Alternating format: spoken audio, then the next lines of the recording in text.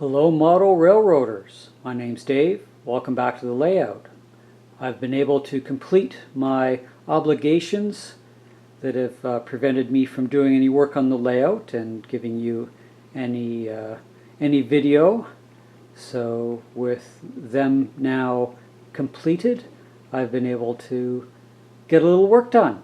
And as you can see, the lower scene break that I've been talking about for the last few months has been almost completed.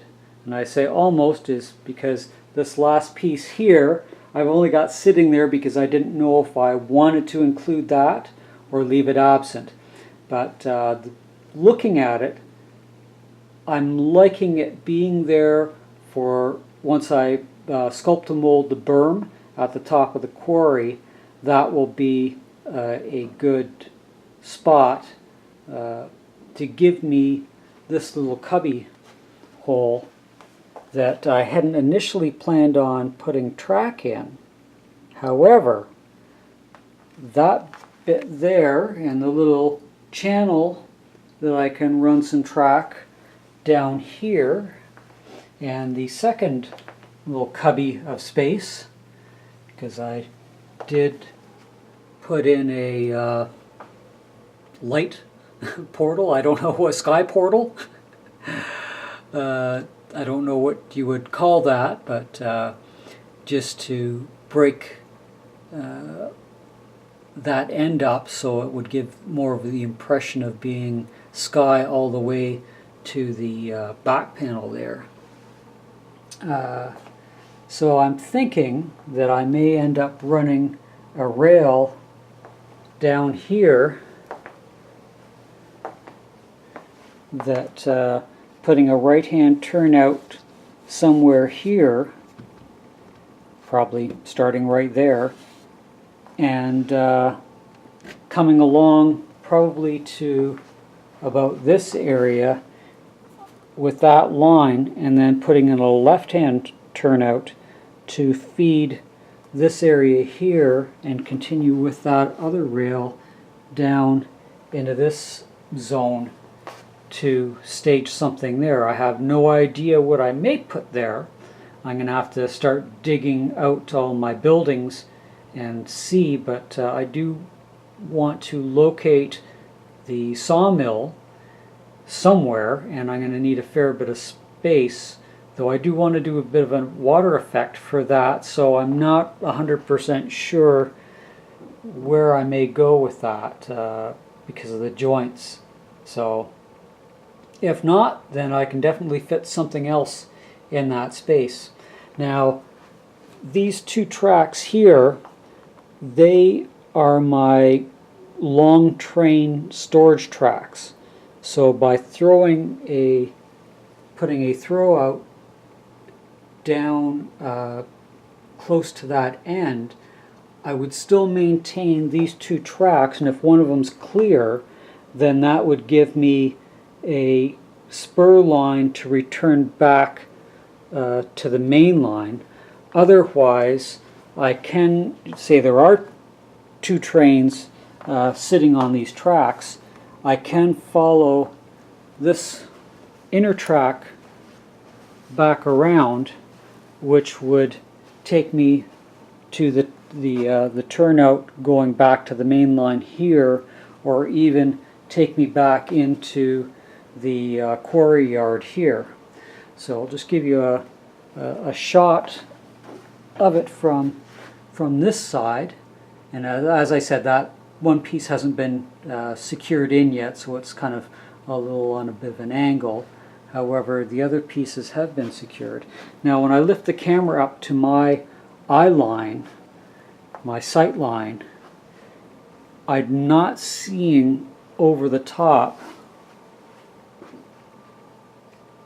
as you're working in front of,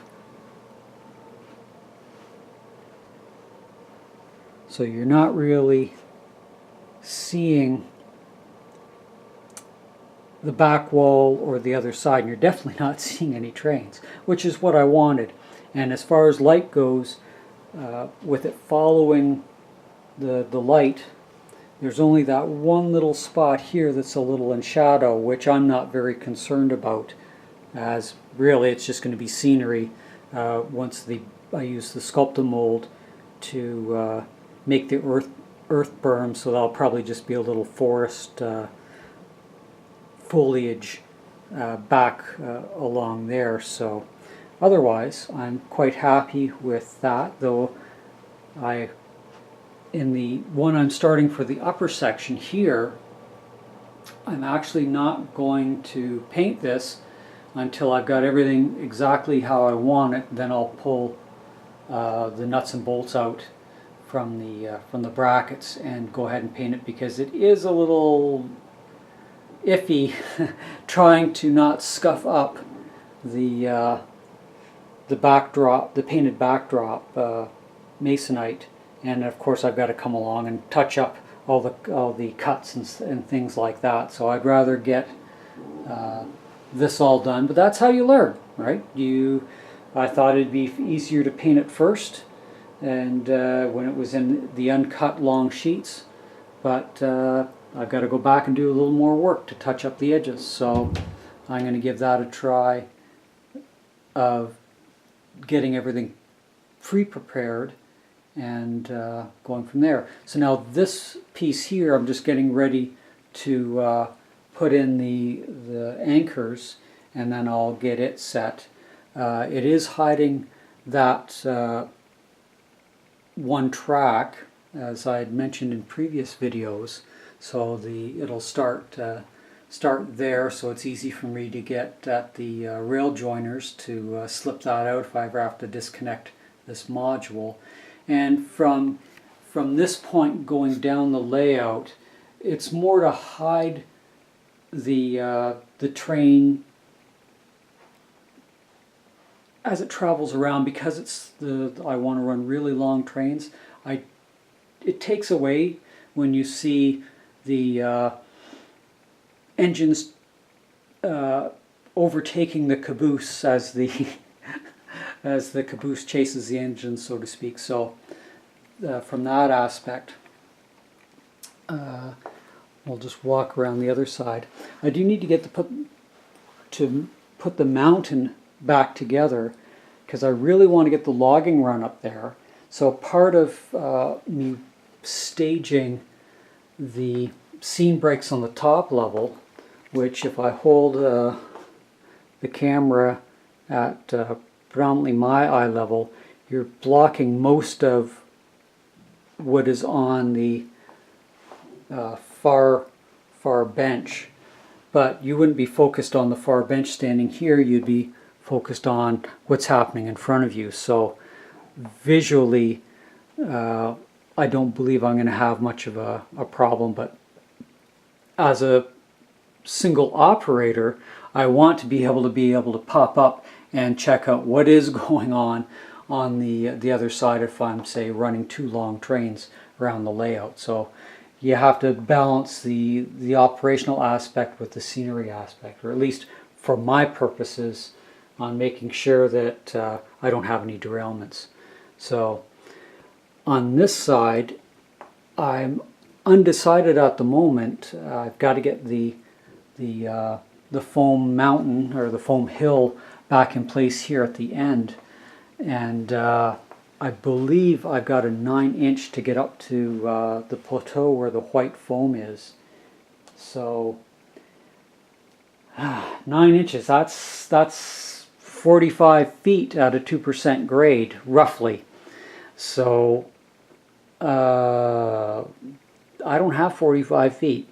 So one of the things I'm playing with is, say, starting about where those silos are over there, starting my incline to come up, so that I will be at 2 inches by the time I hit this area, and then crossing the track over here and either paralleling here or actually running it above this track.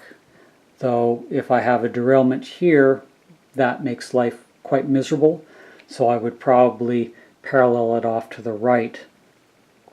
and then put a seam brake here to hide that, but leave enough room that I can get my hands down in if there were ever a derailment. And then that at least gives me another 8 feet or so by the time I hit this point. And hopefully maybe another inch of elevation. I'm without doing math on video. But at some point I'll probably have to do some switchbacks, but with the switchback aspect for a loco, and say even 1, 2, 3, 4, 5 or 6 cars, you're running about 2.5 feet that you're going to have as a level section as part of that switchback, so that it can clear the points of the switch, so you can throw it so that it can continue up or down the elevation. Because I do want to use this steam, the CP Mikado unit, as my logging train locomotive. So what I want, and whether it's actually possible, may be two different things. However, we'll see how it plays out. By also getting the scenery block kind of positioned up on the upper level, it'll allow me to sort out what I'm going to do for lighting. Because I am going to use the LED strip light, and I'm figuring probably putting it in and around this kind of positioning. The main lights, the main room lights, are lighting up the inside of the layout, but I'm going to need some light lighting up probably in about where I'm running here, so probably about a foot in, or maybe 10 inches in, that run down to that corner, because this corner is quite dark to my sight as compared to the brightness of the lower level.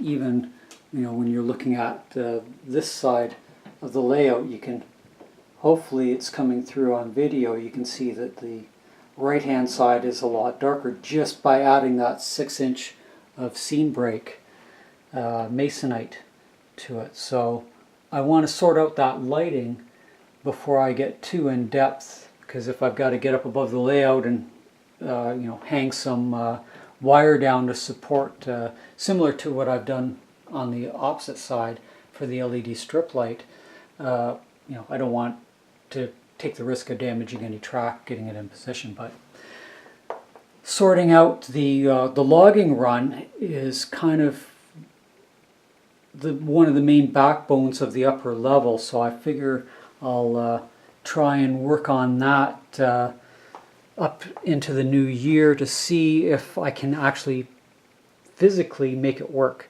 And if I can't, well, I'll come up with another idea. What I also want to do is finish my wiring, because I kind of put that off, so that's as far as I've gotten. So I still have to go from this area to above where the roundhouse is to connect that up. So I do need to pull one section up and get it positioned vertical, and while I've got it out, I'll add in the 2 tortoise switch machines when I pull this section here out. So I'll add the tortoise switch machines in for those 2 switches, or turnouts. And but to pull this section, I have to pull the background off to get it extracted. So I didn't want to have that in my way, and only having a few hours here and there up to this point. So I left it alone and just picked away at that as I had time. So until the next video, which hopefully won't be too much longer in the future, I'll say bye for now and hope you have a happy holiday. See you in the next video.